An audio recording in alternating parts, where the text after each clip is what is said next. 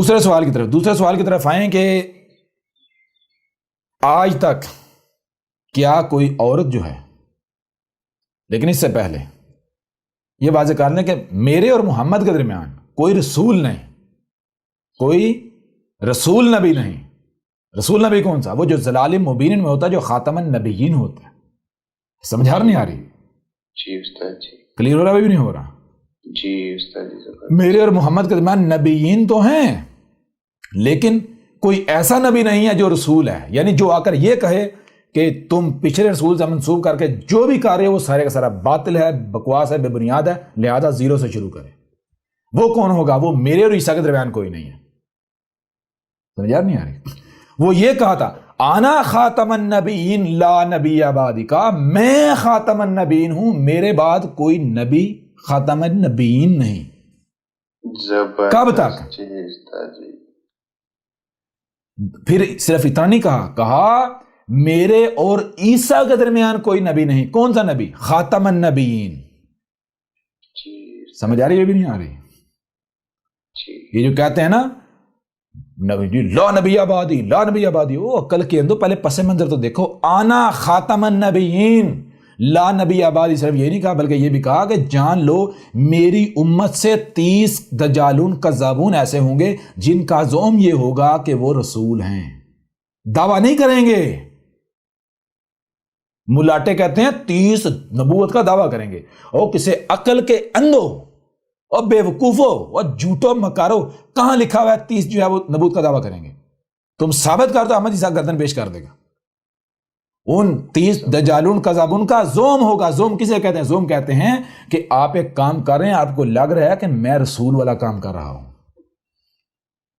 اعلان نہیں کریں گے، دعویٰ نہیں کریں گے، بلکہ کہا میری امت میں 30 دجالون کذابون ہوں گے جو دین کو بدل دیں گے۔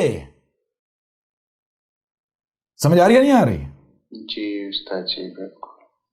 ان کا زوم یہ ہوگا کہ ہم رسول ہیں، ان میں سے ہر ایک کا زوم یہ ہوگا کہ آنا رسول ہوں، میں رسول ہوں، آنا رسول اللہ، میں اللہ کا بھیجا ہوں۔ زوم یہ ہوگا، دعویٰ نہیں کریں گے۔ زوم کا مطلب کیا ہے؟ مطلب جو وہ کارنامہ انجام دے رہے ہوں گے، جو ان کا کردار ہوگا، ان کو یہ لگ رہا ہوگا کہ ہمارا کردار رسول کے جیسا۔ کیا ہوگا؟ محمد نے کیا کیا تھا؟ محمد نے ایک کتاب القرآن کے نام پر چھوڑ کے گیا، ایسا ہی ہے؟ جی استاد جی، بالکل ایسا ہی ہے نا؟ تو کہا تھا میرے بعد 30 دجالون کذابون ہوں گے جن کا زوم، یعنی جو میرے مقابلے پر میرے جیسا کام کریں گے۔ وہ کون ہیں؟ وہ ان کا بخاری ملاٹا، جس کا زوم تھا کہ میں رسول ہوں، جس نے دین کو بدلا۔ سمجھا نہیں آ رہی؟ دنیا کو قرآن سے دور کیا، قرآن کا متبادل گاڑ کے۔ ان کا وہ مسلم، ان کا وہ ترمذی، ان کا وہ ابن ماجہ۔ سمجھ آ رہی ہے بھی نہیں آ رہی؟ جی، ان کا وہ بابا حنیفہ۔ بات سمجھ آ رہی ہے بھی نہیں آ رہی؟ جی بالکل۔ ان کے وہ جو بابے ہیں، بابا مالک، بابا حنبل، بابا حنبل، آگے چلیں، یہ جدید دور میں بابا ہیں۔ شافعی، ہاں شافعی، یہ جدید دور میں آئے، جسے یہ کہتے ہیں ابھی وہ ریسنٹلی ایک اہل حدیث ملاٹا کہتا ہے، وہ ابن تیمیہ کا نام لیتے ہوئے کہتا ہے حجت اللہ فی الارض، زمین پر اللہ کی حجت کون؟ ابن تیمیہ۔ او عقل کے اندھو، رسول کسے کہتے ہیں؟ زمین پر اللہ کی حجت تو صرف اور صرف رسول ہوتا ہے۔ ابن تیمیہ کو رسول ڈکلیئر کر رہا ہے گدھے کے بچے، الزامات احمد عیسیٰ پر لگاتا ہے آدھر میدان میں۔ جی جی بے شک، سمجھ آ رہی ہے نہیں آ رہی؟ جی یہ وہ تمہارے ملاٹے ہیں جنہوں نے کتابیں لکھی، انہی میں سے ایک یہ جو غلام احمد ہے یہ بھی ہو گیا۔ یہ ہیں وہ سارے جن کا زوم یہ ہوگا، یعنی ان کو لگ یہ رہا ہوگا کہ ہم بھائی جو کام کر رہے ہیں نا، ہم رسول والا کام کر رہے ہیں، ہم تو رسول کے نقش قدم پر چل رہے ہیں۔ سمجھ آ رہی ہیں؟ جی استاد جی، یہ وہ لوگ ہیں جنہوں نے لوگوں کو قرآن کا متبادل مہیا کیا۔ کلیئر ہو رہا بھی نہیں ہو رہا؟ جی استاد جی بالکل، یہ بھی سمجھ نہیں آئی؟ جی استاد جی۔ اب بائیں دوسرے سوال کی طرف۔ دوسرا سوال یہ تھا کہ آج تک کوئی عورت بھی ایسی ہوئی جس نے نبوت کا دعویٰ کیا؟ تو پہلی بات پھر جو ہے وہ دوسری بات کہ کیا اللہ عورت کو اس قابل نہیں سمجھتا؟ یا پھر عورت جو ہے وہ ذہنی طور پر کمزور ہوتی ہے یا اس قابل نہیں ہوتی کہ اسے یہ ذمہ داری نہ دی جائے، تو اس میں سب سے پہلی بات تو یہ ہے، دیکھیں غور کیجیے گا،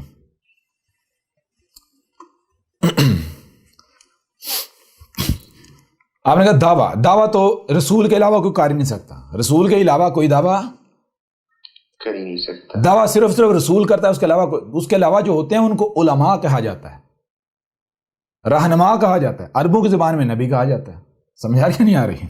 جی استاد جی، ان کا آگے یہ نہیں کہنا ہوتا بھائی میں رسول ہوں، میں اللہ کا بھیجا ہوں، نہیں، ان کا کام یہ ہوتا ہے کہ وہ لوگوں کے اوپر حق واضح کریں، رہنمائی کریں لوگوں کی، سمجھا رہی نہیں؟ اسی طرح جیسے رسول نے کی، کلیئر ہو رہا بھی نہیں ہو رہا؟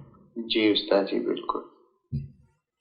تو اس دوران چونکہ حق کسی نہ کسی حد تک موجود ہوتا ہے، جب تک وہ نبیین آتے ہیں تو لوگ خود ہی پہچان لیتے ہیں کہ ان میں سے حق والا کون ہے، لیکن جب رسول آتا ہے اس وقت ضلال مبین ہوتی ہیں، اس وقت زبان سے بتانا لازم ہوتا ہے، اور رسول بھی آتا یہ نہیں کہتا میں رسول ہوں، بلکہ رسول ساری دعوت پہنچانے کے بعد جا کر کہتا ہے میں رب کا بھیجا ہوا ہوں، تاکہ کسی کے لیے کوئی عذر یا بہانہ نہ رہے، ٹھیک ہے جی؟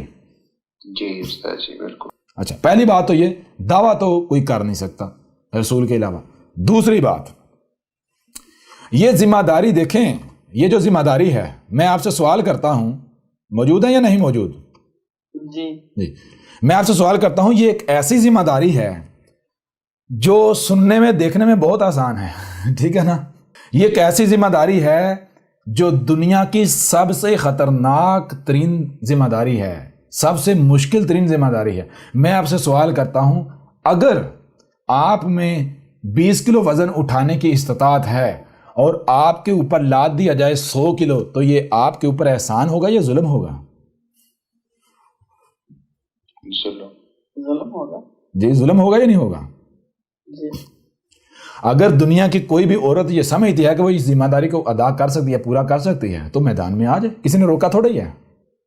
جی میں سلیکشن کی بات کرتی ہوں نا کہ سلیکٹ کیسے ہوگا؟ نہیں، میں وہی بات کروں، دیکھیں نا کون کیوں کرتا ہے، کون کیوں کرتا ہے، یعنی اللہ کی طرف سے جو سلیکشن ہوتی ہے وہ مردوں کی ہی کیوں ہوتی ہے؟ میں وہ ابھی آپ کے اوپر سارا واضح کرتا ہوں نا، میں سارا واضح کرتا ہوں، وہ میں اب جو سوال کیا تھا میں آگے چل کے کروں گا، ٹھیک ہے نا؟ دیکھیں، سب سے پہلی بات تو یہ ہے کہ ایک گاڑی ہے، ایک گاڑی ہے، اس میں بظاہر جو ٹائر ہیں انجن کی نسبت ان کی کوئی ویلیو نہیں نظر آتی نظر نہیں، لیکن اگر انجن یہ سمجھنا شروع کر دے کہ سارا کچھ میں ہی ہوں، ٹائروں کی کوئی اوقات نہیں، کوئی ویلیو نہیں، تو کیا ٹائروں کے بغیر انجن کسی کام کا ہے؟ نہیں نا؟ اسی طرح اگر ٹائر یہ سمجھنا شروع کر دیں کہ بھائی میرے بغیر جو ہے وہ، یعنی کہ میں ہی سب کچھ ہوں، میرے بغیر کسی کو کوئی ویلیو نہیں ہے، جی، تو کیا ٹائر اپنے دعوے میں سچے ہو سکتے ہیں؟ نہیں۔ بات کرنے کا مطلب کیا ہے؟ مطلب یہ ہے یا مقصد یہ ہے کہ ہر چیز کو کسی نہ کسی مقصد کے لیے تخلیق کیا گیا، ہر چیز کو، ہر شے کو کسی نہ کسی مقصد کے لیے تخلیق کیا گیا، مقصد کے لیے تخلیق کیا گیا، اس کی تخلیق کی گئی اس کے مقصد کو مد نظر رکھتے ہوئے، اس کی تخلیق کی گئی اس کے مقصد کو مد نظر رکھتے ہوئے۔ اور رب نے کیا کیا ہے؟ غور کیجیے گا، رب نے احسان کیا ہے، رب نے ظلم نہیں کیا، رب نے جس میں جتنی استطاعت تھی، جو جس لائق تھا، جو جس اہل تھا، رب نے اس کو اسی کے مطابق خلق کیا، اسی کی ذمہ داری کے مطابق اس کے اندر صلاحیتیں رکھیں، ٹھیک ہے نا؟ اب غور کیجیے گا، اب اگر کوئی بندہ یہ سمجھتا ہے کہ نہیں بھائی میں یہ نہیں یہ کام کر سکتا ہوں، تو رب نے کہیں پر بھی یہ نہیں کہا کہ تم نہ کرو، ٹھیک ہے جی، تم نہ کرو۔ رب کہتا ہے کہ اگر تم دیکھو، رب کہتا ہے میں کسی بھی نفس پر اس کی استطاعت سے بڑھ کر بوجھ نہیں لادتا، ذمہ داری عائد نہیں کرتا، ٹھیک ہے جی۔ اب سوال یہ پیدا ہوتا ہے کہ یہ کون طے کرے گا کہ بھائی مجھ میں یا آپ میں یا فلاں میں استطاعت کتنی ہے؟ اب یہ دو چیزیں ہیں، پہلی چیز کہ آپ اپنے آپ کو اس کے آگے سرنڈر کر دے، جھکا دے، جس نے آپ کو کریٹ کیا، اس نے کریٹ کیا تو اس کو پتا ہے اس نے آپ کو کیسا کریٹ کیا ہے، ٹھیک ہے جی۔ اس لیے اس سے بہتر کوئی نہیں جانتا کہ آپ میں کتنا بوجھ اٹھانے کی صلاحیت ہے، آپ کون سی کتنی ذمہ داری اٹھانے کی استطاعت رکھتے ہیں۔ اب اگر آپ خود کو اس کے آگے سرنڈر کر دیتے ہیں تو نتیجہ کیا نکلے گا؟ نتیجہ یہ نکلے گا کہ دنیا کی کوئی طاقت آپ کو ناکام نہیں کر سکے گی، آپ ذلیل نہیں ہوں گے، آپ کو مشکل کا سامنا کرنا نہیں پڑے گا۔ ٹھیک ہے، بات سمجھا رہی نہیں آ رہی؟ جی استاد جی۔ اچھا ایک چیز، دوسری چیز یہ ہے غور کیجیے، دوسری چیز یہ ہے کہ آپ اپنے آپ کو رب کے آگے سرنڈر کرنے کو جائے آپ خود طے کریں، کہیں جی مجھ میں اتنا بوجھ یا اتنا وزن اٹھانے کی استطاعت ہے۔ چھوٹی سی مثال میں آپ کے سامنے رکھتا ہوں۔ مثال کے طور پر ایک بڑا سا قافلہ ہے لوگوں کا جا رہا ہے، اس میں میں بھی ہیں، آپ بھی ہیں، بہت سارے لوگ ہیں، جا رہے ہیں۔ رستے میں جناب ایک سونے کا پہاڑ آتا ہے، لوگ کہتے ہیں بھائی سونا اٹھا لو، جتنا کوئی اٹھا سکتا ہے اٹھا لو، یعنی جس میں جتنی استطاعت ہے وہ سونا اٹھا لے۔ ٹھیک ہے جی، میں دیکھتا ہوں بھائی میں آرام سے 50-60 کلو 70 کلو یا 80 کلو وزن اٹھا سکتا ہوں۔ ٹھیک ہے جی، اتنا اٹھا سکتا ہوں، میری جہاں تک نظر جا رہی ہے وہاں تک رستہ صاف ہے، بڑی آسانی سے وہاں تک لے جا سکتا ہوں۔ لیکن کیا میری منزل یہی ہے؟ میری منزل 8 کلومیٹر یا 10 کلومیٹر یا 15 یا 20 کلومیٹر دور ہے یا 1000 کلومیٹر دور ہے جی، وہاں تک مجھے نظر آ رہا ہے، وہاں تک تو مجھے یعنی کہ میں واقعتاً اتنا بوجھ اٹھا کے لے جا سکتا ہوں، اتنا وزن اٹھا کے اتنا گولڈ اٹھا کے لے جا سکتا ہوں۔ لیکن جو رستہ مجھ سے چھپا ہوا ہے، آگے کیسے حالات ہیں، موسم کیسا ہے، کہیں چور ڈاکو تو نہیں ہے، کوئی ناکہ تو نہیں رستے میں لگا ہوا، کہیں رستے میں کوئی ایسا تو نہیں کوئی چوری کے الزام میں پکڑ لے جی، کوئی بارڈر آنا ہے، کیا ہونا ہے جی، یہ تو نہ پتا۔ لہذا میں کیا کرتا ہوں، میں دیکھتا ہوں کہ بھائی کیا کوئی ایسا ہے جو چھپا ہوا ہے، جو مجھ سے چھپا اس کا علم رکھتا ہے جی، جو مجھ سے چھپا ہوا ہے وہ اس کا بھی علم رکھتا ہے۔ تو میں کہتا ہوں کیا بھائی کوئی ایسا ہے کہ جو نہ صرف ظاہر بلکہ باطن کا بھی علم رکھتا ہے جی۔ تو اگر غور کیجئے گا، اگر کوئی کہتا ہے ہاں میں ہوں، تو آپ اسے پوچھتے ہیں کہ مجھے یہ بتاؤ میں کتنا سونا اٹھا کر اپنی منزل پر لے جا سکتا ہوں؟ وہ آپ کو کہتا ہے صرف 100 گرام، صرف 100 گرام۔ اب بازار دیکھا جائے بھائی میں ہٹا کٹا 70-80 کلو وزن، 6 فٹ قد، بھائی 100 گرام وہ تو ایک پیدائشی بچے کے جو ہے وہ جیب میں ڈال دیا جو اسے نہیں پتا چلے گا جی۔ لیکن میں کیا کرتا ہوں، میں اپنے آپ کو سرنڈر کر دیتا ہوں۔ کیونکہ بھائی مجھے نہیں پتا آگے جو غائب ہے وہ کیا ہے، چھپا ہوا کیا ہے، ٹھیک ہے نا۔ اگر یہ 100 گرام کہہ رہا ہے تو یہ حق ہے، کیونکہ اسے پتا ہے آگے جو چھپا ہوا۔ اب لوگ کیا کرتے ہیں، وہ میں 100 گرام اٹھاتا ہوں گولڈ، باقی کوئی 20 کلو، کوئی 30 کلو، کوئی 40 کلو، کوئی 50 کلو، کوئی 100 کلو۔ میں جب 100 گرام اٹھاتا ہوں لوگ میرے اوپر ہنستے ہیں، لوگ میرے اوپر ہنستے ہیں، طنز کرتے ہیں۔ میں اس ہنسنے کی، اس طنز کی پرواہ نہیں کرتا۔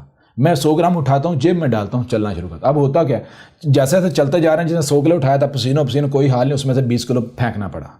اس طرح کرتے کرتے آگے گئے، تھکاوٹ سے چور، پسینے سے چورو چور۔ کسی نے 40 کلو اٹھایا تھا، اس کے پاس 10 کلو رہ گیا جی، سمجھ آ نہیں آ رہی جناب؟ 20 کلو میٹر سفر طے کیا، 30 کلو میٹر سفر طے کیا، آگے کیا ہوا؟ آگے جناب لگا ہوا ہے ناکہ۔ آگے کیا لگا ہوا ہے؟ ناکہ۔ وہ دیکھتے ہیں کہ بھائی جس کے پاس بھی 100 گرام سے زیادہ گولڈ ہے، ٹھیک ہے جی، یا جس کے پاس بھی گولڈ ہاتھوں میں اٹھایا ہوا یا جیبوں میں ویزیبل نظر آ رہا ہے کہیں بھی، تو اس کو روک لیتے ہیں۔ جس کے پاس ان کو محسوس نہیں ہوتا کہتے ہیں بھائی تو جا، تو جا۔ اب وہاں کیا ہوتا ہے، وہاں میں گزر جاتا ہوں اور باقی سارے کے سارے پکڑے جاتے ہیں۔ آؤ بھائی، چھتر پڑتے ہیں، گولڈ بھی آتا ہے، لتر بھی کھاتے ہیں، مرتے بھی ہیں، گردے میں کٹواتے ہیں، اور میں ہنستا کھیلتا آرام سے منزل پر پہنچتا تھا، کوئی مجھے پریشانی نہیں ہوتی، ٹھیک ہے جی۔ یہ بات کیوں کی؟ یہ بات اس لیے کی کہ اگر آپ اپنے آپ کو اپنے رب کے آگے سرنڈر کر دیتے ہیں، آپ کہتے ہیں اے میرے رب، میں اگر ظاہر کو دیکھوں تو ظاہر کی بنیاد پر میں اس ذمہ دار کی بھی اٹھا سکتا ہوں، میں یہ بھی کر سکتا ہوں، میں وہ بھی کر سکتا ہوں، میں ایسا بھی کر سکتا ہوں، ویسا بھی کر سکتا ہوں، ٹھیک ہے جی۔ لیکن یہ میں ظاہر کی بنیاد پر کہہ رہا ہوں، مجھے نہیں پتا باطن کیا ہے. تو العلیم الحکیم ہے، ٹھیک ہے جی. تو نہ صرف ظاہر بلکہ باطن کا بھی علم رکھنے والا ہے. لہٰذا اے میرے رب، جو باطن ہے، ظاہر کے ساتھ ساتھ جو باطن ہے اس کو سامنے رکھتے ہوئے میرے حق میں فیصلہ سنا، بتا، یا میرے اوپر اتنا لاد، وہ ذمہ داری عائد کر، وہ لاد جس کو میں اٹھانے کی استطاعت رکھتا ہوں. اب اگر آپ خود کو اپنے رب کے حوالے کر دیں گے تو رب آپ کے اوپر جو ذمہ داری عائد کرے گا وہ بالکل گویا کہ ایسا ہے جیسے آپ نے کپڑے اپنے جسم پر کیری کیے ہیں. کیا کبھی آپ کو لگا کہ آپ نے بوجھ اٹھایا ہوا ہے جو کپڑے پہنے ہوتے ہیں؟ نہیں. رب جو ذمہ داری عائد کرتا ہے وہ بالکل ایسے ہوتی ہے گویا کہ آپ نے کوئی کار ہی نہیں رہے، آپ دنیا کے سب سے آزاد شخص ہوتے ہیں. آپ کو پتا ہوتا ہے آزادی کیا چیز ہے. ابھی سمجھ آ رہی ہے بھی نہیں آ رہی؟ جی. ٹھیک ہے. اچھا، اس کے برعکس اگر کوئی یہ کہتا ہے، غور کریں، اگر کوئی یہ کہتا ہے جی مجھ میں یہ استطاعت ہے، میں یہ کر سکوں، میں وہ کر سکوں، تو رب کیا کہتا ہے؟ رب کہتا ہے بھائی میں تو ہر کسی پر اتنا ڈالوں گا جتنی اس میں استطاعت ہے. اب اگر تم کہتے مجھ میں اتنی استطاعت ہے، ٹھیک ہے، یہ لو اٹھاؤ، تو یہ لو جی. اب ایسا کرنے والا پھر بعد میں چیخیں مارتا ہے، چلاتا ہے. کلیئر ہو رہا بھی نہیں ہو رہا؟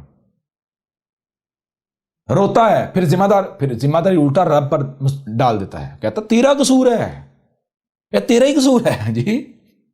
جب تجھے پتا تھا میں نہیں اٹھا سکتا تو زبردستی میرے اوپر لاد دیتا. تو رب کہتا ہے میں نے تو کہا تھا، جب تیری اپنا شوق تھا، تیری اپنی خواہش تھی، تو مجھے کیا اعتراض تھا جی؟ جب تو کہہ رہا تھا یار اب تو غلط ہے، میں سچا ہوں، تو ٹھیک ہے، اپنے آپ کو سچا ثابت کر کے دکھانا. سمجھ آ رہی ہے بھی نہیں آ رہی؟ یہاں وہ آیت بھی آ جاتی ہے، وہ آیت نکالیں جی. یہ آیت بھی آپ کو سمجھ آ جائے گی اور آپ کو یہ جواب بھی بہت آسان طریقے سے مل جائے گا. سورہ البقرہ کی آیت نمبر 286 ہے، لا یکلف اللہ نفسا الا وسعها. لا یکلف اللہ، اللہ جو ہے وہ کسی ایک بھی نفس کو اس کی وسعت سے زیادہ اس کا مکلف نہیں بناتا. ٹھیک ہے جی. لیکن آگے کیا ہے؟ لہا ما کسبت و علیہا ما اکتسبت. وہی بات، اگر آپ اپنے آپ کو اللہ کہہ کے سرنڈر کرتے ہیں، اے میرے رب، اے میرے اللہ، تو طے کر مجھ میں کتنی استطاعت ہے. لہٰذا جب اپنے آپ کو رب کہہ کے سرنڈر کرتا ہے، رب اتنے کا مکلف بناتا ہے جتنی اس میں استطاعت ہے. وہ بندہ ایسا جیسے آزاد ہے، کچھ کر ہی نہیں رہا، عیاشی گویا کر رہا ہے. آگے کہا لہا ما کسبت و علیہا ما اکتسبت. اسی کا ہے جو اس نے کرتوت کیا، اسی کا ہے جو کرتوت اس نے کیا. سمجھا نہیں آ رہی؟ جو کسب اس نے کیا وہ اسی کا ہے، نہ صرف اسی کا، وَعَلَيْهَا مَا اَكْتَسَبَتْ، اور جو اس کسب کی وجہ سے، اس کے اس کرتوت کی وجہ سے رد عمل آئے گا وہ بھی اسی کے اوپر آئے گا، وہ بھی اسی کے اوپر آئے گا. لہٰذا اگر کوئی یہ سمجھتا ہے کہ بھائی میں یہ کر سکتا ہوں، میں وہ کر سکتا ہوں، رب کہتا ہے بھائی کر لے، طے کر لے تو نے کیا کرنا ہے. لیکن یہ جان لے بعد میں جب اس کا رد عمل آئے گا تو وہ تیرے اوپر آئے گا. یہ وہ چیز ہے جو شروع سے احمد عیسیٰ سمجھاتا ہے. یہ آیت بھی سامنے رکھ کے کہ بھائی جو کہا جاتا ہے صرف وہی کرو، جان بوجھ کے یہ یعنی کہ یہ نہ کرو یہ ادھر بھی اس کے ساتھ پنگا، اس کے ساتھ پنگا. شروع سے احمد عیسیٰ نے کہا کہ آپ اس طرح دعوت دو جیسے میں دے رہا ہوں، دیکھو مجھے دیکھو جی.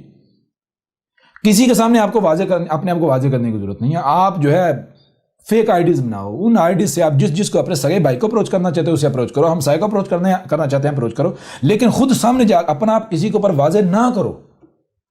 لیکن نہیں جناب شوق ہے، ہم دلائل دیں گے اور لوگ متاثر ہو جائیں گے اس علم سے. ٹھیک ہے بھائی کرو، پھر موجیں کرو. سمجھ آ رہی نہیں آ رہی؟ تو اب یہ جب حقائق راز واضح ہوتے ہیں تو کیا ہوتا ہے؟ ربنا لا تؤاخذنا انا نسینا او اخطانا ربنا ولا تحمل علینا اصرا کما حملتہ علی الذین من قبلنا. کیا کہا؟ یہاں یہ کہا جائے ربنا لا تؤاخذنا انا نسینا، یعنی کہ ہمارے رب ہماری پکڑنا کرنا اس صورت میں کہ اگر ہم بھلکڑ پان میں کچھ ایسا کر بیٹھیں، یعنی کہ اگر بھلکڑ پان میں جی ہم سے کوئی ایسی کوتاہی ہو جائے، ہم کوئی یعنی کہ لا علمی کی وجہ سے بھلکڑ پان میں اگر ہم کوئی ذمہ داری اٹھا بیٹھتے ہیں جس کی ہم میں استطاعت نہیں ہے، تو اس کے اوپر ہماری پکڑنا کرنا بلکہ ہمیں اس سے پار لگا دینا، بچا دینا جی. او اختانا، اور کیا ہے، اور اگر کوئی ہم سے ایک خطا ہو جاتی ہے، یعنی کہ نہ چاہتے ہوئے کوئی غلطی ہو جاتی ہے، تو اس پر بھی ہماری پکڑ نہ کرنا، ہمیں جو ہے بچا لینا. پھر ربنا ولا تحمل علینا، ہمارے رب اور نہ ہی ہمارے اوپر ڈالنا، کیا نہ ڈالنا، اسرن، جس کا ہم اصرار کریں. یعنی ہمارا بے شک ہم اصرار کریں، ہم کہیں ہم یہ کر سکتے ہیں، ہم یہ کر سکتے ہیں، ہم اصرار کریں، لیکن اے ہمارا رب ہمارے اوپر نہ ڈالنا. کیوں؟ ہم ہو سکتا ہے بلکڑ پان میں یا خطا میں ایسا کر رہے ہو، ہمارے اوپر یہ نہ ڈالنا، ہمارے اوپر یہ نہ ڈالنا. اچھا کیسے؟ کما حملتہ علی الذین من قبلنا، بالکل اس طرح جیسے تو نے ڈالا ان پر، ان لوگوں پر جو ہم سے قبل تھے. کون سے ہم سے قبل؟ مثال کے طور پر میں آپ کو مثال دیتا ہوں. احمد عیسیٰ نے سب سے پہلے آ کر یہ کہا، احمد عیسیٰ نے کہا کہ بھائی یہ جو تم دعوے کر رہے ہیں ہم پوری دنیا پر خلافت قائم کر دیں گے، یہ وہ وقت نہیں ہے، لہٰذا اس وقت جو صلاۃ کتب ہے اس کی طرف آؤ. وہ کون سی صلاۃ کتب ہے؟ وہ ہے وہ جو نوح نے قائم کی تھی. انہوں نے کہا نہیں، ہم تو پوری دنیا پر یہ کر دیں گے، وہ کر دیں گے. تو کہا ٹھیک ہے بھائی کرو. سمجھ آ رہی نہیں آ رہی؟ اگر تم کہتے ہو ہم اس وقت پوری دنیا کو جناب اس کے اوپر دین قائم کر دیں گے، اگر تم یہ ذمہ داری اٹھانے کی دعوے دار ہو، تمہیں وسعت ہے، استطاعت ہے، تو ٹھیک ہے اٹھاؤ، جاؤ کرو. ضد کی، رب نے ڈال دی یا نہیں ڈال دی؟ اٹھا پائے؟ کمر ٹوٹی یا نہیں ٹوٹی؟ وہ احمد تو شروع میں واضح کر دیا تھا، ہر چیز واضح کر دی تھی. جی بالکل. کتنے ہی نوجوان ہیں جو آئے، مجھے کہا جی ہم ادھر جانا چاہتے ہیں، میں نے کہا نا، بھول کے بھی نہ جانا. اس وقت وہ صلاۃ کتب نہیں، اس وقت یہ صلاۃ کتب ہے جو انہوں نے قائم کی تھی، اسے قائم کرو اگر بچنا ہے تو. کہا جی نہیں ہم تو ادھر ہی جانے تھے. ٹھیک ہے جاؤ. سمجھا رہی نہیں آ رہی؟ مرو آگ میں کودو جا کے، کسی نے روکا ہے؟ ٹھیک ہے ظاہر بات تمہاری اب ضرورت تو نہیں ہے، پر دنیا میں جاؤ، واپس جاؤ، گھر جاؤ. تو یہ چیز ہے ربنا ولا تحملنا ما لا طاقت لنا، یعنی کہ اے ہمارے رب ایسا بھی ہمارے اوپر نہ ڈالنا، لادنا کہ جس کو اٹھانے کی، جس ذمہ داری کو پورا کرنے کی ہم میں طاقت نہ ہو، ہم میں قوت نہ ہو، ہم اسے کر نہ سکے. لنا بھی ہمارے لیے وہ نہ کرنا. واعف عنا واغفر لنا وارحمنا انت مولانا فانصرنا علی القوم الکافرین. بہرحال تو یہ آیت آپ کے سامنے کیوں رکھی؟ یہ آیت اس لیے سامنے رکھی کہ دیکھیں رب نے یہ نہیں کہا کہ کوئی بھی عورت اس ذمہ داری کو نہیں اٹھا سکتی. رب یہ کہہ رہا ہے کہ دیکھو میں نے ہر شے کو تخلیق کیا ہے اس کے مقصد کے لحاظ سے، اس کی ذمہ داری کے لحاظ سے. ٹھیک ہے جی. اور میں نے تخلیق اس طرح سے کیا ہے کہ کسی پر بھی اس کی استطاعت سے بڑھ کر بوجھ میں نے یعنی کہ نہیں لادا، نہ میں لالتا ہوں. اب اگر مثال کے طور پر عورت کہتی ہے جی میں، اس سے پہلے تھوڑی اور واضح کر لیں، مرد کی تخلیق کی گئی مرد کی ذمہ داری کے لحاظ سے، عورت کی تخلیق کی گئی عورت کی ذمہ داری کے لحاظ سے. مرد یہ نہیں کہہ سکتا کہ میں عورت سے افضل ہوں، عورت یہ نہیں کہہ سکتی کہ میں مرد سے افضل ہوں. عورت جب تک اپنے مقام پر رہے گی تب تک وہ پرفیکٹ ہے، اس کا کوئی ثانی نہیں. مرد جب تک اپنے مقام پر رہے گا تب تک اس کا کوئی ثانی نہیں. ٹھیک ہے نا؟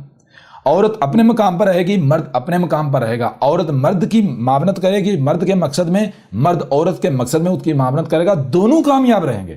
لیکن اگر عورت نے مرد کی ذمہ داری اٹھانے کی یعنی کہ وہ دعویٰ کیا اور مرد نے عورت کی ذمہ داری اٹھانے کا دعویٰ کیا تو نتیجہ کیا نکلے گا؟ نتیجہ بالکل یہی نکلا جیسے مشین کے اندر دو پرزے ہیں، ایک جو دو پرزے ان کو ایک دوسرے کی جگہ پر فٹ کر دیا جائے، اس پرزے کو نکال کے ادھر اس کی جگہ پر، اس کو نکال کے اس جگہ پر لے جائے، نتیجہ کیا نکلے گا؟ آپ خود بتا دیں. کو بھی تھوڑا سا کلیئر کر دیں. وہ ہو جاتا ہے سارا ہو جائے گا. یہ چیز کلیئر. یہ اعتراض دیکھیں، یہ اعتراض تب کرنا چاہیے کہ بھائی عورت کو یہ ذمہ داری کیوں نہیں دی گئی، اور یہ اعتراض تب کرنا چاہیے جب یہ ذمہ داری ایسی ہے کہ یہ ذمہ داری پوری کرنے سے آپ کو ٹاپ کا کریڈٹ ملے گا، ٹاپ کا درجہ ملے گا، اور آپ کو جس ذمہ داری کی اس ذمہ داری کو ادا کرنے سے آپ وہ درجہ نہیں ملے گا، انعام وہ نہیں ملے گا. سمجھ آ رہی نہیں آ رہی؟ اس کو دوبارہ بتائیں کیا ہے. یعنی مثال کے طور پر آپ تب یہ کہہ سکتے ہیں کہ بھائی میں یہ نہیں وہ کام کرنے کی صلاحیت رکھتا ہوں، میں نے وہ کرنا ہے. آپ کو یہ تب کہنا چاہیے جب یہ ہو کہ بھائی اس کام کرنے سے درجہ بلند درجہ ملے گا، اور یہ جو آپ کو ذمہ داری دی گئی کام ہے اس سے درجہ بلند نہیں ملے گا، نیچے والا درجہ ملے گا. تو آپ کہہ سکتے ہیں بھائی میں بلند درجے کا طلبگار ہوں یا طلبگار ہوں. جی کلیئر ہو رہا نہیں ہو؟ لیکن ذرا غور کریں. اب پہلی چیز یہ ہے کہ یہ ذمہ داری انتہائی سخت ہے، اس میں انتہائی مضبوط اعصاب ہونے چاہیے. آپ نے دیکھا پوری دنیا آپ کی دشمن ہے، گالیاں، الزامات، تہمتیں، ملامتیں، دیکھ نہیں رہے آپ؟ ہم تجھے قتل کر دیں گے، ہم یہ کر دیں گے، ہم وہ کر دیں گے. اس کے لیے جو بڑے بڑے اپنے آپ کو فن یہاں سمجھتے ہیں ان کے اعصاب جو آپ دے جاتے ہیں. یہاں سے آپ سمجھ لیں ملک کا آرمی چیف ہے، ایک فتویٰ اس کے اوپر لگا ہے، وہ سارے مولوی پکڑ کے اس نے اندر دے دیے. جی سمجھ آ رہی نہیں آ رہی؟ تو پھر احمد عیسیٰ ہے نا، احمد عیسیٰ ہے نا، پھر دنیا میں وہ کون سی عورت ہے کہ جس کو اگر مثال گالیاں دی جائیں تو آگے سے چپ رہے؟ جی بڑے بڑے ہونا چاہیے نا، جو یہ سمندری اٹھائے گا اس کو پتا ہوگا نا کہ پارٹ آف دا جاب ہے. میں نے اس کی طرف نہیں دیکھنا، میں نے تو صرف پڑھتے رہنا ہے آگے آگے جو میری سمندری میں نے اس کو پورا کرنا ہے. تو گالیوں سے تو پھر اس کو کوئی فرق نہیں پڑتا. تو میں وہی تو بات کہہ رہا ہوں، اس کے لیے انتہائی مضبوط اعصاب کا مالک ہونا پڑے گا. اس کے لیے پھر آپ کو پوری دنیا کا جو ہے وہ پوری دنیا کا ساتھ جو ہے وہ پنگا لینے کے لیے لینے کی جو آپ کے اندر صلاحیت ہونی چاہیے. اگر کوئی بھی عورت سمجھتی ہے کہ میں یہ کر سکتی ہوں تو میری پیاری سسٹر، میری پیاری بہن، رب نے کہیں پر بھی یہ نہیں کہا کہ کوئی عورت اس ذمہ داری کو نہ اٹھائے، یہ نہیں کہا، ٹھیک ہے نا، منع نہیں کیا. رب نے یہ واضح کر دیا ہے کہ میں نے یہ جو ذمہ داری ہے، یہ ذمہ داری صرف اور صرف مرد جو ہے وہ اٹھا سکتا ہے، عورت اس کی اہلیت نہیں رکھتی، کیونکہ عورت کو میں کسی اور مقصد کے لیے خلق کیا ہے. ٹھیک ہے نا. پھر ایک اور چیز ہے، مرد بھی یہ ذمہ داری جو ہے عورت کی معاونت کے بغیر اس کے لیے انتہائی مشکل ہو جاتا ہے. سمجھ آ رہی ہے نہیں آ رہی؟ عورت کی معاونت کے بغیر مرد کے لیے اس ذمہ داری کو اٹھانا انتہائی مشکل ہو جاتا ہے. کلیئر ہو رہا نہیں ہو رہا؟ تو اگر مرد یہ ذمہ داری اٹھاتا ہے تو اس میں جو عورت ہوتی ہے اس کا یوں سمجھے اتنا ہی یا اس سے زیادہ کردار ہوتا ہے، اور میں اس سے بھی زیادہ کردار ثابت کرتا ہوں. ایسا جو شخص رسول اس کو وجود، اس کو جنم کون دیتا ہے؟ عورت نہیں دیتی. وہی تو کہ رسولوں کو عورت جنم تو دے سکتی ہے لیکن رسول نہیں ہو سکتی. نہیں تو آپ بن لینا، کسی نے روکا تھوڑی ہے.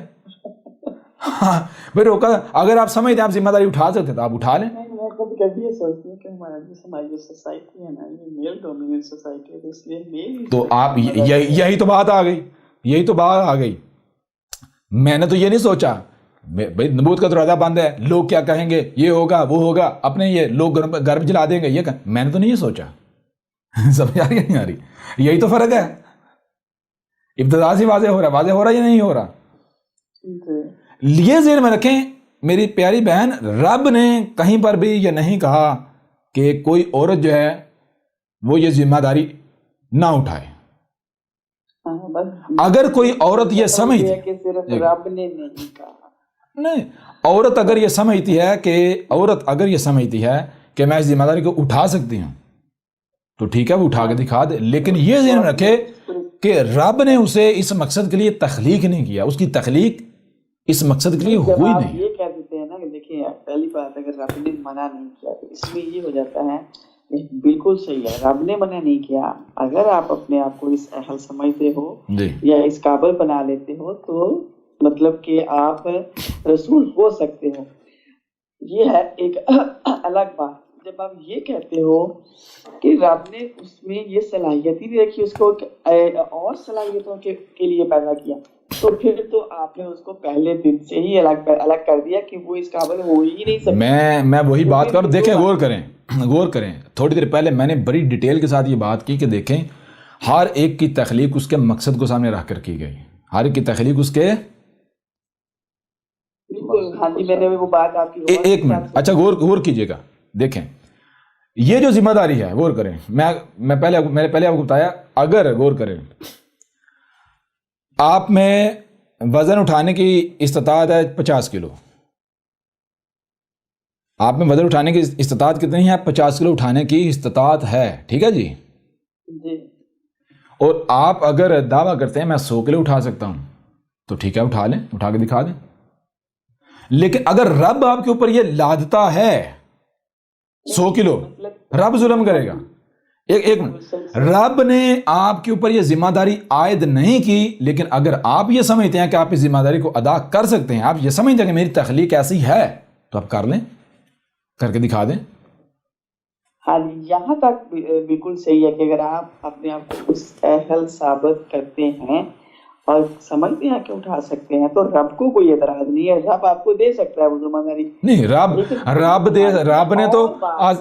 تو میری پیاری بہن, رب تو دیکھیں نا رسول کی صورت میں شروع میں جب ظلالم مبین ہوتی ہیں تب تک سامنے آتا ہے, اس کے درمیان کرو موجیں کرو جو چاہے کرو, روکا تھوڑی ہے کسی نے. میں اس کی دور کی نہیں بات کری, مطلب یہ میں کہ صرف سمجھنے کے لیے یہ پوچھ رہی ہوں کہ چلے مان لیا کہ ظلالم مبین ہے, ہر طرف گمراہیاں ہی ہیں, تو اس وقت اگر یہ عورت کوئی ذمہ داری اٹھانی چاہیے تو رب کو تو کوئی اعتراض نہیں نہ ہو سکتا. تو رب کیوں اعتراض کرے گا؟ رب کو اعتراض کرنے کی ضرورت بھی کیا ہے؟ جب دیکھیں نا رب اس ذمہ داری نہیں لاد رہا ہے اس کے اوپر, وہ خود اٹھا رہی نا, تو رب کو کیا اعتراض ہے؟ خود اٹھا رہی. رب نے ابھی دیکھیں رب نے کیا کہا, رب نے کیا کہا, لا یکلف اللہ نفسا الا وسعہا. اللہ جو ہے, ایک منٹ, اللہ جو ہے کسی ایک بھی نفس کو اس میں جتنی استطاعت ہوتی ہے اس کے علاوہ اس کا مکلف نہیں بناتا, اللہ نہیں کرتا ایسا. اچھا آگے ایک منٹ, ظاہر بتا سارے ہیں, سارے ہیں. آگے دیکھیں نا, آگے رب نے یہ نہیں کہا جی نہ کرنا, جس کی تمہیں جو ذمہ داری اٹھانے کی تمہیں وسعت نہیں ہے وہ نہ کرنا. رب کیا کہہ رہے ہیں, لہا ما کسبت و علیہا ما اکتسبت. اب جو بھی کرتوت آپ کرتے ہیں, آپ سمجھتے ہیں بھائی مجھ میں یہ وسعت ہے, مجھ میں یہ وسعت ہے, تو وہ جان لیں وہ میرا کام نہیں ہے, وہ میں نے آپ کو اوپر نہیں, وہ آپ کی اپنی ذمہ داری ہے. اب اس کی وجہ سے جس رد عمل کا آپ کو سامنا کرنا پڑے گا, جو تکلیفیں جو مصیبتیں آپ کے اوپر آئیں گی, تو پھر چیخیں نہیں مارنا, مجھے ذمہ دار نہیں ٹھہرانا. بات سمجھ آ رہی نہیں آ رہی؟ دونوں کے لیے یہ وارننگ دونوں کے لیے, ظاہر ہے دونوں کے لیے, عورت کے لیے, دونوں کے لیے, بالکل دونوں کے لیے, ہر ایک کے لیے ہے جی, ہر ایک کے. تو رب نے کہیں پر بھی یہ نہیں کہا, رب تو دیکھیں نا میری پیاری بہن, رب یہ نہیں کہہ رہا ہر مرد کو اٹھ کے نبی بنے, نہیں, صرف وہی جو اس کی صلاحیت رکھتا ہے. بالکل. چیز یہ ہے کہ آپ گویا کہ part of machine who, Hare part کو اس کے مقصد کے لیے تخلیق کیا گیا, اس کا الگ مقام ہے. اگر وہ اپنے مقام پر رہتے ہوئے اپنی ذمہ داری پوری کرے گا, جب ہر پارٹ اپنی ذمہ داری پوری کرے پوری مشین بہترین چلے گی. اگر کوئی پارٹ اپنی ذمہ داری چھوڑ کر دوسرے پارٹ کی ذمہ داری کی طرف نظر کرتا ہے, تو نہ وہ اپنی ذمہ داری پوری کر پائے گا, نہ دوسرے کو کرنے دے گا. نتیجہ کیا نکلے گا؟ بات سمجھ آ نہیں آ رہی؟ چیز یہ ہے کہ اگر تو جناب یہ کہا جائے کہ یہ کام کرو گے تو آپ کو 10 لاکھ ملیں گے, اور یہ کرو گے تو آپ کو 5 لاکھ ملیں گے, لہٰذا آپ نے 10 لاکھ والا نہیں, آپ نے 5 لاکھ والا کرنا ہے, تو پھر تو ظلم ہے. آپ کہہ سکتے ہیں بھائی مجھے کیوں 5 لاکھ, میں 10 لاکھ والا بھی کر سکتا ہوں, میں 10 لاکھ کما سکتا ہوں, آپ یہ کہہ سکتے ہیں. لیکن جب رب نے جو اجر ہے وہ وہی رکھا ہے, عورت کی اپنی ذمہ داری, مرد کی اپنی ذمہ داری. اگر عورت اپنی اس ذمہ داری کو پورا کرتی ہے تو وہی اجر اسے ملتا ہے, وہی بدلہ ملتا ہے. تو کیا ضرورت ہے یعنی کہ تھوڑا کام کر کے پورا اجر لینے, اپنا زیادہ مشقت اٹھانے کی اور اجر اتنا ہی لینے کی؟ بہتر نہیں ہے کہ آرام سے سکون سے بغیر کسی تکلیف کے, بغیر پریشانی کے جو کام ہوتا ہے وہ کرو, اور جو ہے وہ اجر پورے کا پورا لو. جی رب تو احسان کر رہا ہے, کہ آسان سہل ذمہ داری دے کر کریڈٹ اتنا ہی دیا جا رہا ہے, بدلہ اتنا ہی دیا جا رہا ہے, وہی دیا جا رہا ہے. ٹھیک ہے نا؟ ٹھیک ہے. اور جو ہم نے پہلے بات کی اس میں میرے ذہن میں 2 سوال آئے ہیں جی. ایک تو وہ ہے جو آپ نے کہا کہ سورج سے جو گرمی آتی ہے وہ ٹھنڈی آتی ہے, اور زمین میں جب ان کا اختلاط ہوتا ہے, یعنی ان کے جو گیسز ایک دوسرے کے ساتھ ملتی ہیں, پھر اس سے جو پوائنٹ کریک ہوتے ہیں, تو اس کی وجہ سے ہیٹ جو ہے وہ زمین کے اوپر بڑھتی جا رہی ہے.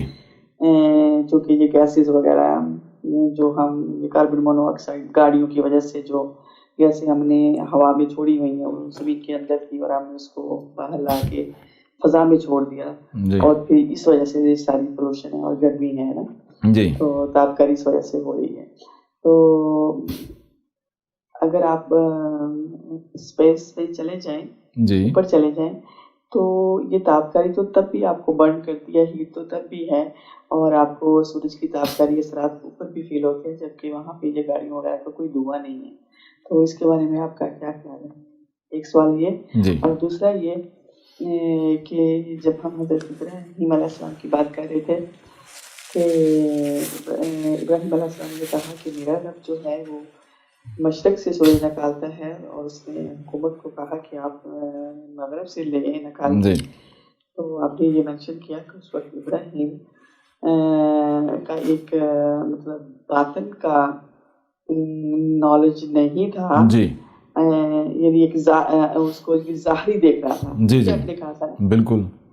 ہاں جی, اور آپ نے یہ بھی کہا کہ اس وقت جو ترقی ہوئی تھی وہ اس دور سے 90 ٹائم زیادہ تھی. جی اگر اس وقت 90 ٹائم زیادہ تھی تو کیا ان لوگوں کو نہیں پتا تھا کہ زمین جو ہے وہ سورج کے گرد گھومتی ہے, سورج نہیں گھومتا, چکر لگاتا؟ تو ابراہیم کو کیسے نہیں پتا تھا کہ سورج چکر نہیں لگا رہا, جبکہ ان کی ترقی جو تھی وہ ہم سے 90 ٹائم زیادہ. بالکل ٹھیک, زبردست. اور بس یہی دو ہے. ٹھیک ہے, پہلا سوال کیا تھا؟ پہلا سوال وہی سورج کی گرمی والا. سورج کی گرمی والا. دوسرا سوال کہ اگر وہ قوم جو ہے وہ لوگ جو ہے وہ 90% آگے تھے تو ان کو پھر کیا, یعنی کہ یہ نہیں پتا تھا کہ جو ہے وہ زمین نہیں گھوم رہی, یعنی کہ سورج جو ہے وہ گھوم رہا ہے, اپنا زمین کے جو ہے گھومنے کا علم نہیں تھا. تو میری پیاری بہن, یہ ہم پہلے بار بار یہ بات واضح کر چکے ہیں کہ ایک دور جو آیا ہے, جو دور ابراہیم سے کچھ عرصہ قبل سٹارٹ ہوا ہے اور وہاں سے لے کر یہ چلا ہے, یہ اس کا اینڈ ہوا ہے سلیمان علیہ السلام کے وقت. ٹھیک ہے, یہ وہ دور تھا جب جو ٹیکنالوجی تھی وہ صرف جو سٹیٹس ہیں ان کے پاس تھی, جو صرف جو ریاستیں ہیں ان کے پاس تھی, عوام کے پاس کچھ نہیں تھا. عوام کو ٹیکنالوجی کو نہیں استعمال کرنے دیتے تھے, عوام کو تو سنگاتے بھی نہیں تھے. ٹھیک ہے نا, جو بھی تحقیقات ہوتی تھی, جو بھی تجربات ہوتے تھے, جو کچھ بھی ہوتا تھا اس سے عوام کو 100% غافل رکھا جاتا تھا. عوام جو ہے اس کو غلام یعنی پتھر کے طور میں رکھا ہوا تھا. اور جو سٹیٹس تھیں وہ چونکہ بادشاہتیں تھیں, ٹھیک ہے, نسل آگے چلتی تو بادشاہتیں نہیں چاہتی تھیں کہ عوام جو ہے وہ ہمارے مقابلے پر آ جائے. ٹھیک ہے نا, لہٰذا یہ راز, یہ چیزیں تب پتہ چلتی ہیں جب یہ راز, یہ چیزیں جو ہیں یہ لٹریچر میں آئیں, عوامی سطح پر آئیں, اوپنلی آئیں. تو اس دوران یہ ہوتا تھا کہ کوئی بھی سائنٹسٹ, کوئی بھی شخص جو ہے اگر وہ اسٹیٹ کا راز لیک کرتا ہے, پبلک کرتا ہے, تو اس کی سزا انتہائی سخت تھی. ٹھیک ہے نا, یہ چیز ذہن میں رکھنی ہے. جس وجہ سے اس وقت جو اسٹیٹس تھیں, ریاستیں تھیں, ان کے پاس ٹیکنالوجی تھی, اور اس طرح آل فرعون حکومت کے پاس ٹیکنالوجی تھی, عوام کے پاس نہیں تھی. یہ جو بابل والے ہیں, بابل والے, ان کے پاس حکومت اور اسٹیٹ کے پاس جو ہے وہ ٹیکنالوجی تھی, عوام کے پاس کچھ نہیں تھا. عوام وہی جو ہے وہ جہل کے جاہل اور بالکل کسی چیز کا نہیں پتا. ٹھیک ہے نا, یہ چیز ہے. اب جب سلیمان آیا تھا تو داؤد کی وفات کے بعد جب سلیمان کو اقتدار منتقل ہوا تو سلیمان کے دو جو وزیر تھے, وہ واحد دو وزیر تھے جنہوں نے سلیمان کو قائل کیا تھا کہ یہ جو ٹیکنالوجی آپ کو ملی ہے وراثت میں اپنے والد سے, اور یہ حکومت ملی ہے, تو یہ اس لیے ہے کہ آپ رعایا کی فلاح کا کام کریں. انہوں نے کہا تھا کہ باقی جتنے بھی اسٹیٹس ہیں وہ ٹیکنالوجی کے اوپر سانپ کی طرح جو ہے وہ چوکڑی مار کے بیٹھی ہوئی ہیں. ٹھیک ہے نا, آپ کو اگر یہ اسباب رب نے دیے ہیں تو اس لیے دیے ہیں کہ آپ اپنی رعایا کو اس کے فوائد دیں. تو سلیمان نے کیا کیا, سلیمان نے پھر اس چیز کو یعنی پبلک کیا فرسٹ ٹائم. ٹھیک ہے نا, سلیمان نے اس ٹیکنالوجی کو جب پبلک کیا تو پبلک کرنے کا نتیجہ یہ نکلا کہ بیماریاں بڑھنا شروع ہو گئیں, یہ طرح طرح کی ہلاکتیں جو ہے وہ آنا شروع ہو گئیں. اور اس وقت تک جو ہے وہ سلیمان کو اس وقت تک احساس نہیں ہوا جب تک کہ سلیمان کے اپنے ہاں ایک جو ہے وہ عیبدار بچہ پیدا نہیں ہوا. ٹھیک ہے, جب سلیمان کے اپنے ہاں عیبدار بچہ پیدا ہوا تو اس وقت سلیمان کے کان کھڑے کہ ایسا کیسے ہو سکتا ہے, میرا رب جو ہے وہ عیبدار خلق کرے. میرے تو والد بتاتے رہے کہ میرا رب جو ہے وہ سبحان ہے, وہ تو فرق نہیں کرتا. جی, یہ کیسے ہو سکتا ہے یہ میرے رب کے ہے؟ لہٰذا اس وقت پھر سلیمان نے جتنے بھی یعنی سائنٹسٹ تھے، میڈیکل فیلڈ کے جو لوگ تھے بڑے بڑے، ان کو جمع کیا کمیٹی سے، انہوں نے کہا تحقیقات کرو، یہ بچہ پیدا ہوا تو ایسے ہوا کیا؟ انہوں نے پھر جب تحقیقات کر کے رپورٹ سامنے رکھی تو انہوں نے کہا بھائی یہ بشر جو ہے، یہ ہیومن باڈی ہے تو کیمیکل فارمولا ہے، ٹھیک ہے نا، تو جو کیمیکل آپ اس کو فراہم کریں گے تو اس سے وہی بنے گا۔ انہوں نے بتایا اس کی ساری جو وجہ کیا ہے، وجہ ہے یہ رزق، خوراک، ٹھیک ہے نا، یہ جینیٹیکلی موڈیفائڈ بیج ہیں، یہ سارا کچھ ہو رہا ہے، یہ کھاد ہیں، یہ سارا کچھ جو آپ پبلک آپ نے کیا ہوا ہے۔ تو پھر سلیمان نے اسی وقت کہا تھا اے میرے رب، نہ صرف سلیمان نے وہ جو مارکیٹیں تھیں گاڑیوں کی اور یہ ساری جدید یہ ختم کر دی فوری، یعنی کہ وہ ایمرجنسی لگا دی، بلکہ ساتھ سلیمان نے کہا جیسے مثال کے طور پر آپ ایک ایسے کارخانے میں کام کرتے ہیں جو کارخانہ زہر بناتا ہے دوائی کے نام پر، آپ کو کہا جاتا ہے بھائی یہ کارخانہ زہر بنا رہا، آپ نہیں مانتے، آپ کہتے ہیں نہیں بھائی یہ تو مسیحا ہے، لیکن کل کو آپ کا اپنا بچہ بیمار ہوتا ہے، اسی کارخانے کی دوائی سے آپ کے بچے کی ڈیتھ ہوتی ہے، تو مجھے کہتا ہے پھر آپ مانیں گے یا نہیں مانیں گے؟ پھر نہ صرف مانیں گے بلکہ آپ کی کیفیت یہ ہوگی کہ اگر میرے پاس اتنی طاقت آ جائے کہ میں اس فیکٹری کو جلا سکوں تو میں اس فیکٹری کو جلا کر راکھ کر دوں، میں اس کے مالک کو مار دوں۔ سمجھا نہیں آ رہی؟ یہ آپ کے جذبات ہوں گے، یہ کیفیت ہوگی۔ بالکل اسی طرح اس وقت سلیمان کی یہ کیفیت بنی کہ اے میرے رب مجھے ملکن عظیمہ دے، ملک کہا، یہ نہیں کہا مکن دے، ملکن عظیمہ، یعنی کہ مجھے ایسے اسباب و وسائل دے مزید کہ میں پوری دنیا کے اوپر قبضہ کر کے میں پوری دنیا کو اس فساد سے پاک کر دوں، ٹھیک ہے نا؟ یعنی کہ آج بے شک سٹیٹس کے پاس یہ ٹیکنالوجی ہے، لیکن کل کو آہستہ آہستہ یہ پبلک ہو جائے گی، پبلک ہوئی تو زمین تو تباہ ہو جائے گی۔ لہذا سلیمان نے پھر پوری دنیا کو اس فتنے سے پاک کیا تھا، ٹھیک ہے نا؟ تو یہ چیز ہے جس وجہ سے اب ابراہیم کوئی لینڈ لارڈ تو تھا نہیں جی نہیں، پھر اس میں یہ ایک اور کوشچن ہو جاتا ہے کہ وہ جو ٹیکنالوجی تھی وہ صرف گورنمنٹ سطح پر تھی جی، تو پبلک کے لیے نہیں تھی، تو آپ اس سے کتنا فساد کر سکتے ہیں؟ صرف گورنمنٹ کا ایک حلقہ بنا کتنے لوگوں کے پاس ہوگی وہ چیز نا، ہم اس سے کتنا ہم یعنی زمین کا نقصان کر سکتے ہیں جی۔ دوسری پھر یہ چیز کہ حضرت ابراہیم علیہ السلام تک جب وہ اس کے اثرات ہی نہیں آ رہے تھے، پبلک تک اثرات ہی نہیں تھے، تو وہ کس کو صحیح کرنے کے لیے نکلے تھے؟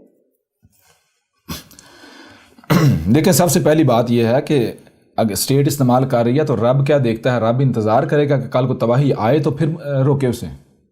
جی کیا رب ایسا کرے گا؟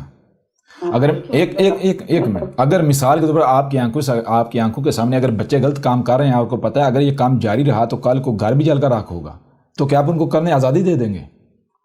دیکھیں ہمارے ساتھ 1400 سال تک یہ انتظار ہی ہو رہا ہے، ہم یہاں تک پہنچے تو اب جا کے تو آپ میں سے آپ کو اختیار دیا ہوا تھا نا، سلیمان جو ہے وہ رسول تھوڑے تھا، سلیمان تو نبی تھا۔ سلیمان تو جیسے آپ کہتے ہیں، سلیمان تو اسی طرح ایک شخص ایک فرد اٹھا تھا بنی اسرائیل میں سے، وہ کوئی رسول تھوڑا ہی تھا، یعنی رسول اللہ و خاتم النبیین تھوڑا ہی تھا۔ میرا کہنے کا مطلب یہ ہے کہ جب ان تک وہ اثرات تھے ہی نہیں، پبلک تک اثرات نہیں تھے جی، تو پبلک کو کیسے پتا چلا کہ یہ سارا کچھ ہو رہا ہے، ہمیں اس کے خلاف ہو رہا ہے؟ مثلا میں بات آپ کی یہ نہیں سمجھا، پبلک کے تک اثرات نہیں تو پبلک کو کس چیز کا پتا چلا؟ یعنی کہ یہ نیچر جو ہے وہ خراب ہو رہی ہے۔ پبلک کو کہاں پتا تھا؟ اگر پبلک کو پتا ہوتا،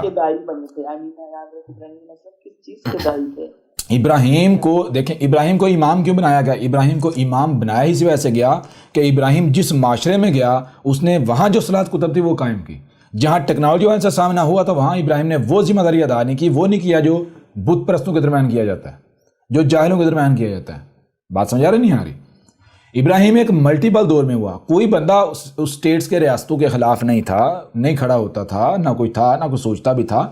یہ ابراہیم تھا، اور ابراہیم نہیں ہو کر راتوں رات اٹھ کے اسٹیٹ کے سامنے کھڑا ہو گیا، بلکہ ابراہیم کا ایک سفر تھا، ابراہیم کا ایک سفر تھا۔ چھوٹی سی مثال، آج کی مثال لے لیں، واحد احمد عیسیٰ ہے، احمد عیسیٰ کے علاوہ کوئی دوسری شخصیت نہیں ہے جس نے یہ حقائق جو ہے وہ کھول کھول کر سامنے رکھے۔ جی ہر بندہ عجیب، فرسٹ ٹائم آپ سے سنا دعوت اللہ پوری دنیا میں دناتا پھر کسی کو نظر آیا پوری دنیا میں؟ تو ابراہیم کو اس وقت نظر آیا، کیوں نظر آیا؟ اسی قرآن میں کیا کہا؟ مجھے کیوں ابراہیم کہا جا رہا ہے؟ ابراہیم آنے کا، ابراہیم ہو، سمجھ آ رہی نہیں آ رہی؟ جیسے آج نہ اسی طرح نظر آیا، ابراہیم کو اسی طرح نظر آیا۔ بار بار یہ بات ہوتی ہے مومن کیا ہے؟ مومن وہ دیکھتا ہے جو ایک عام بشر یا مشرک نہیں دیکھتا. مشرک جو ہے صرف ظاہر دیکھتا ہے. مومن بہت دور تک دیکھتا ہے, باطن دیکھتا ہے. ٹھیک ہے نا. تو ظاہر کے لحاظ سے جو باطن کی ضرورت ہوتی ہے وہ باطن آپ کو ظاہر, یعنی کہ آپ دیکھیں, غور کریں, جو کانوں سے سنا, جو دیکھا, آپ جب اس کو سمجھتے ہیں تو دماغ کو وہی نتیجہ فراہم کرتا ہے جو ظاہر نہیں ہوتا, جو چھپا ہوا ہوتا ہے. ایسا ہی ہے نا. لیکن سننا اور دیکھنا وہ جو چھپا ہوا ہے وہ دل کا کام ہے. تو ابراہیم نے جو ظاہر دیکھا اسے جب غور و فکر کیا, اسے سمجھا, تو ابراہیم آگے بہت دور جو نتیجہ ہے اس تک پہنچ گیا. اس کے نتائج کل کو کیا نکلیں گے. تو اب ابراہیم کو جب رب اٹھا کر وہاں سے, ایک مشرک معاشرے تھے, وہاں جو ذمہ داری پوری کرنی تھی وہاں کر لی, وہاں سے ابراہیم کو اوپر زمین تنگ کر دی گئی, وہاں سے راتوں رات نکلنا پڑا, وہاں سے ابراہیم نے ہجرت کی. جب یہاں اس معاشرے میں آیا, یہاں آیا ہے, یہاں دیکھتا ہے کہ یہاں یہ کچھ ہو رہا ہے, تو ایسا نہیں ہوگا ابراہیم نے آتے ہی یہ شروع کر دیا. نہیں, ابراہیم نے وہی غور و فکر کرنا شروع کیا. جب غور و فکر کرتا کرتا جب ابراہیم کے اوپر حقائق واضح ہو, تو یہ نہیں ہوا کہ ایک دم سے اٹھ کے ابراہیم نے جو یہ کرنا شروع کیا, اسٹیٹ نے جو ہے ابراہیم کو جو ہے وہ آگے سے اسٹیٹ, کوئی بھی ایک منٹ, کوئی بھی اسٹیٹ ایسے ہی اٹھ کے کسی کو جواب دیتی ہے جی؟ کوئی بھی ریاست ایسے ہی کسی کو اٹھ کے جواب دینا شروع ہو جائے گی؟ اس کے لیے آپ کا اس مقام پر آنا لازم ہے. تو ابراہیم جو ہے, ابراہیم ایک جیسے آپ کہتے ہیں ایک بہت بڑا دماغ تھا. ٹھیک ہے نا, بہت بڑا دماغ تھا. تو ابراہیم نے ان چیزوں کو قریب سے دیکھا. ابراہیم کو مواقع ملے اس سسٹم کے, اس ریاست کے, اس نظام کے کلوز ہونے کے, قریب ہونے سے, قریب سے دیکھنے کے. جیسے چھوٹی سی بات ہے, مثال کے طور پر میں پہاڑ پھاڑتا رہا, مجھے نہیں پتا تھا, میں پہاڑ پھاڑتا رہا, سمجھا نہیں, پہاڑ جو ہے وہ بلاسٹ, ان کو پھاڑنا اور ساتھ, تبھی تو مجھے پتا چلا نا. بات سمجھا نہیں آ رہی؟ تو اسی طرح ابراہیم نے جب ان چیزوں کو, ان معاملات کو قریب سے دیکھا, اسے آبزرو کیا, سمجھ آئی, تو پھر ابراہیم نے وہی جو اسٹیٹ لیول کے افراد تھے ان کے اوپر یہ چیزیں واضح کرنا شروع کی. بھئی یہ اصل میں فساد کر رہے ہیں ہم لوگ تو. ٹھیک ہے نا. تو یہ وہ مباحثہ ہے جس کو قرآن جو ہے وہ یہاں پر کوٹ کر رہا ہے جی. یہاں دوسرا آپ کا سوال, پہلا جو سوال تھا آپ کا کہ اوپر جاتے ہیں تو اوپر ٹھنڈ ہے, یہی آپ نے کہا؟ میں نے کہا اوپر اگر خلا میں چل جائے تو ہیٹ اور تاپ کا اثرات تو وہاں پہ بھی ہوتے ہیں جو بالکل. ایک منٹ یہاں یہ ذہن میں رکھنا ہے. اوپر اگر آپ جہاز لے کر جاتے ہیں تو جہاز گرم نہیں ہوگا, سورج جہاز کے اوپر پڑے گا. ایک منٹ غور کرنا ہے. اوپر آپ جہاز لے کر جائیں گے, جہاز گرم نہیں ہوگا, جہاز کے اوپر باڈی گرم نہیں ہوگی, بلکہ وہ فریز ہو جائے گی ٹھنڈک سے. میں اس کی بات نہیں کر رہی, اس کے میں آپ کو میں وہی جواب دینے لگا ہوں نا. میں جواب دینے لگا. اگر ہیومن باڈی اوپر جاتی ہے, ہیومن باڈی اوپر جاتی ہے, یا کوئی بھی جاندار اوپر جاتا ہے, تو جب وہ سورج کے سامنے ہوگا, سورج کی ریز آ رہی ہیں تو اسے ہیٹ محسوس ہوگی. کیوں محسوس ہوگی؟ کیونکہ جو سورج سے آنے والی جو ریز ہیں وہ اس کی باڈی میں جب آ کے باڈی سے ٹکرائیں گی, جب باڈی میں داخل ہوں گی تو اس کی باڈی کے اندر جا کے ڈیٹونیٹ ہوں گی. کیونکہ آپ کی باڈی انہی عناصر سے بنی ہے جن عناصر سے سورج کی جو ریز ہیں وہ ڈیٹونیٹ ہوتی ہیں. بات سمجھ آ رہی نہیں آ رہی؟ کلیئر ہو رہا نہیں ہو رہا؟ اس وجہ سے آپ کو ہیٹ محسوس ہوگی. وہ لوہا لے کر جائیں گے, لوہا گرم نہیں ہوگا, کاپر گرم نہیں ہوگا, کوئی بھی لکڑی لے کر جائیں گے, لکڑی گرم نہیں ہوگی. کلیئر ہو رہا نہیں ہو رہا؟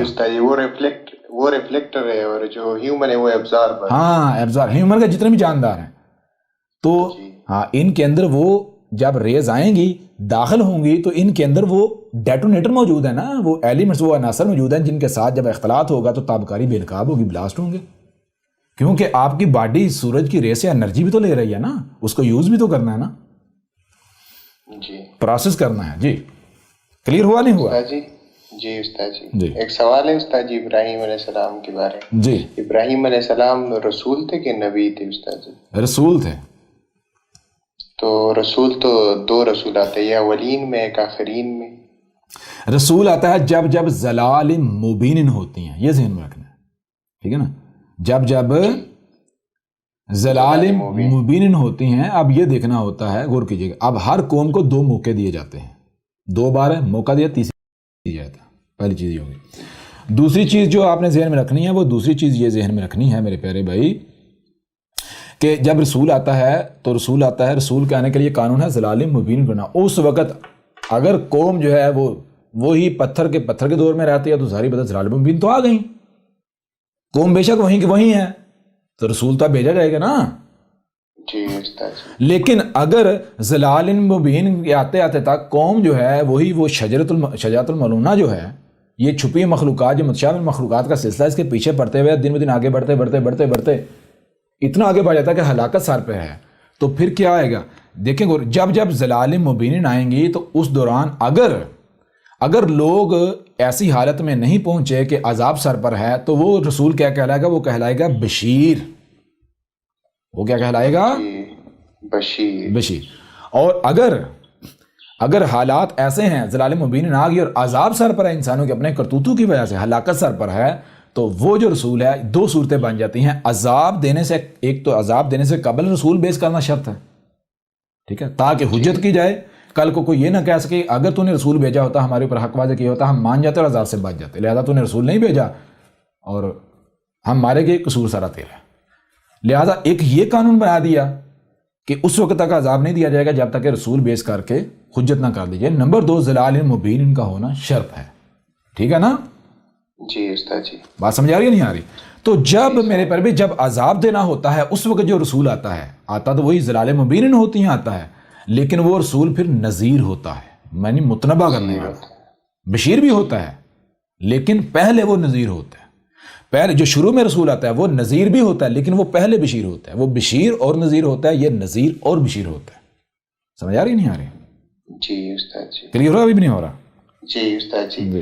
لیکن جو ابراہیم کے بعد جو آیا تھا، یعنی اس قوم کے بعد، تو نذیر اور بعد میں بشیر کون آیا تھا استاد جی؟ کس قوم میں؟ ابراہیم علیہ السلام کی قوم۔ میرے پر بھی ابراہیم کی قوم جو ہے، دیکھیں ذرا غور کریں، ساری چیزیں ذہن میں رکھنی ہیں۔ وہ چیزیں آپ نے یہ ذہن میں رکھنی ہے کہ ایک قوم ہے، مثال کے طور پر ان کو آسمان، یعنی کہ ایک قوم ہے، ان کی طرف آپ رسول بھیجتے ہیں، وہ دعویٰ کرتے ہیں ہم آسمان و زمین کو ذمہ داری اٹھانے کی صلاحیت رکھتے ہیں، وہی دعویٰ عمل سے کر رہے ہیں، ٹھیک ہے جی، ہم اللہ کے چہیتے ہیں، ہم یہ ہیں وہ ہیں۔ اب ان کی طرف رسول بھیجا جاتا ہے، وہ دعوت کو ٹھکراتے ہیں، نہیں مانتے، ٹھیک ہے، کفر کرتے ہیں، کذب کرتے ہیں، تو کیا زبردستی ان کے اوپر ذمہ داری عائد کی جائے گی؟ نہیں کی جائے گی۔ تو پھر رسول کیا کرے گا؟ رب کیا کرے؟ رب پھر یہ نہیں کہ ان کے اوپر بیٹھا رہے گا اکتفا کر کے، نہیں، بلکہ رب پھر یعنی کہ کوئی اور قوم اختیار کرے گا جو اس کی حال ہے۔ اگر نہیں تو پھر رب خود سے یعنی کہ دیکھے گا کہ کب ایک امت کی ضرورت پیش آئے گی تو تب تک رب پھر امت جو ہے وہ تیار کرے گا۔ پھر ابراہیم جب ایک اس قوم کی طرف گیا، اس قوم نے ریجیکٹ کر دیا، تو اب ان کی طرف کوئی دوسرا رسول بھیجنے کی تو ضرورت نہیں ہے۔ اب وہ ظاہری بات ہے، اب مارے جائیں گے، ہلاک ہوں گے، آہستہ آہستہ ذلیل و رسوا ہو جائیں گے، اینٹ سے اینٹ ان کی بجے گی، تو وہ ان کی بج گئی، حالات نے بجا دی۔ ابراہیم نے پھر کیا کیا؟ ابراہیم نے بھی فوکس کیا اپنی اولاد کے اوپر۔ ابراہیم نے جب ابراہیم کا بیٹا جو اسماعیل جب اس قابل ہوا تو ابراہیم نے اپنے بیٹے اسماعیل کو ان لوگوں کے درمیان بھیجا جو اس وقت یعنی کہ وہ کہہ رہے تھے اے اللہ ہمیں ہدایت چاہیے، ہمیں ہدایت چاہیے، ہمیں ہدایت چاہیے، تو اپنے بیٹے کو بھیجا۔ یہ وہ جو جسے کہتے ہیں ابراہیم نے اپنے بیٹے کی گردن پر چھری چلائی۔ سمجھا رہی نہیں آ رہی؟ جی استاد جی، قربان۔ ہاں، تو یہ اپنے بیٹے کو وہاں بھیجا تھا، لیکن اس قوم نے بھی پھر ظاہری بات ہے وہ نہیں کیا۔ بہرحال وہ آگے اس طرح کرتے کرتے ادھر سے یہ سلسلہ چلا، ادھر سے پھر وہ اسحاق سے بیٹا یعقوب سے پھر آگے وہ بڑھتے بڑھتے وہ پھر پوری بنی اسرائیل جو ہے پورے وہ یعنی کہ 13 ٹرائبز جو ہیں، پہلے 12 تھے، 12 سے 13 ہوئے، وہ 13 ٹرائبز وہ پھیلتے وہ پوری قوم بن گئی۔ تو اس قوم کا پھر جو ہے وہ اس مقصد کے لیے انتخاب ہوا۔ جی استاد جی، تو یعقوب اور جتنے بھی تھے یعنی یوسف اور اس سے پہلے اسحاق اور اسماعیل، تو یہ نبیین تھے؟ یہ رسول تھے، رسول نبیین تھے، رسول نبی تھے، لیکن یہ خاتم النبیین نہیں تھے، ٹھیک ہے؟ خاتم النبیین نہیں، ہاں، خاتم النبیین نہیں تھے جی۔ خاتم النبیین صرف وہ ہوتا ہے جو صرف تب آتا ہے جب ضلال مبین ہوتی ہیں۔ سمجھ آ رہی ہے نہیں آ رہی؟ کلیئر ہو رہا نہیں ہو رہا؟ جی۔ یعنی جیسے مثال کے طور پر ایک پیور ڈی این اے چلا رسول ہے، تو رسول یعنی کہ آپ دیکھیں نا، غور کریں، نمبر ایک رسول کا معنی کیا ہے؟ رسول کا معنی رب کا بھیجا ہوا، رسول اللہ کا بھیجا ہوا۔ تو جو بھی بشر بالکل ویسے وجود میں آئے گا جیسے فطرت کہتی ہے، جو فطرت جسے وجود میں لاتی ہے، تو وہ تو رسول ہے۔ جی لیکن وہ رسول نہیں ہے جو رسول خاتم النبیین ہے، یا پھر وہ رسول نہیں ہے کہ جس کی ذمہ داری بعد میں نبی بننا ہے، بلکہ اس نے دیکھنا ہے کہ میرے اندر صلاحیتیں کیا ہیں، ان صلاحیتوں کے اعتبار سے اس نے وہ ذمہ داری پوری کرنی ہے. ٹھیک ہے نا؟ جیسے مثال کے طور پر اگر ایک مومن ہے، اس کا جو جوڑا ہے زوج، وہ بھی مومن ہے اور دونوں طیب ہیں، اور ان کے اوپر واضح ہے کہ بھائی بچہ کس مقصد کے لیے لانا ہے اور کس مقصد کی اس کی پرورش کرنی ہے، وہ دونوں طیب ہیں اور ایک بچہ طیب بچہ آتا ہے، تو وہ کیا ہے؟ وہ رسولی تو ہے. لیکن اس سے یہ نہیں لازم ہو جائے گا کہ وہ رسول نبی ہے یا وہ رسول خاتم النبیین ہے. نہیں، یہ نہیں. رسول یعنی وہ رب کا لایا ہوا ہے، تو کل کچھ بڑا ہو کر وہ کیا کرے گا؟ وہی ذمہ داری اٹھائے گا جس ذمہ داری کے لیے اسے رب وجود میں لایا. سمجھا نہیں آ رہے؟ کلیئر ہو رہا نہیں ہو رہا؟ جی استاد جی. جی اس کا درجہ، اگر وہ اس ذمہ داری کو جو صلاحیتیں اس میں رکھی، ان صلاحیتوں کے اعتبار سے اس کی جو ذمہ داری اسے وہ پورا کرتا ہے، تو اس کا درجہ وہی ہے جو ایک یعنی کہ نبی رسول کا درجہ ہوتا ہے. ٹھیک ہے نا؟ جی استاد جی. وقت دیکھا جائے گا آپ کس وقت میں ہیں، اس وقت میں کون سی ذمہ داری ہے، یعنی آپ کو صلاحیتیں کیا دی گئی، صلاحیتوں کے اعتبار سے آپ کی ذمہ داری کیا بنتی ہے، یہ ساری چیزیں جو ہے وہ واضح کرتی ہیں. بہرحال سوالات کے جوابات کلیئر ہوئے یا نہیں ہوئے؟ جی استاد جی کلیئر ہو گئے.